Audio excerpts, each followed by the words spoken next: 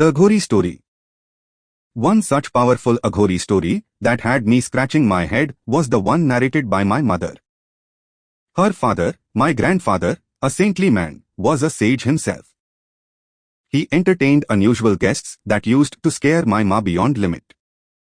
Being a pandit who dealt with exorcisms too, he was more like a learned scholar who encountered the unworldly on a day-to-day basis. It had become a way of living for the in-laws too, so nobody would complain ever. One time she found my grandpa notably miffed by a missing key that opened the lock to some of his precious files. It must have been something like property papers or something she couldn't recall. Uptight and organized as he used to be in reality, there was no margin for error. So he scoured every possible corner in the house, and yet he couldn't find the keys. Convinced that the keys were lost, he gave up. The strange visitor. After a few days, his meticulous study demanded him to learn something that only an Aghori knew about.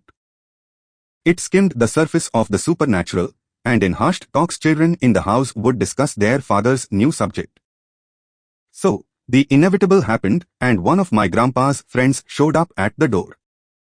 My mum opened it to find a strange-looking uncouth man with a stick in his hand. He was an Aghori Baba, an ascetic Shaiva sadhu, who had come to teach my grandpa some unfamiliar charnel hymns. My mother showed him in. He asked for 2 chairs. "Is anybody else coming?" My mother inquired. The Aghora looked at her. Grandpa cut in to handle the situation. "Just do what he says." Another chair was brought in, and for a second my mother thought the Aghora was loco. For he sat on one and kept a choke chain on the other chair. Then as he was left alone, my mom sneaked to look at what was going on. The ascetic was talking to somebody, nodding to things in thin air, head pointed to the chair. But there was no one there. Crazy old retard, my mother thought. She was asked to serve him lunch. So she came in with a plate full of food. The Aghori wanted too. Another plate was arranged for that invisible thing on the chair. It was also crazy. She went inside to tell my young maternal uncles all about it.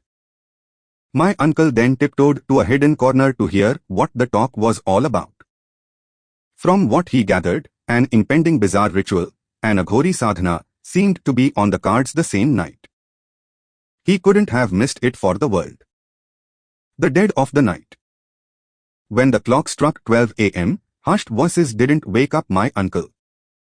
For he was ready and all prepped up to follow the strange man and his father. The topic of Aghori was too thrilling to miss.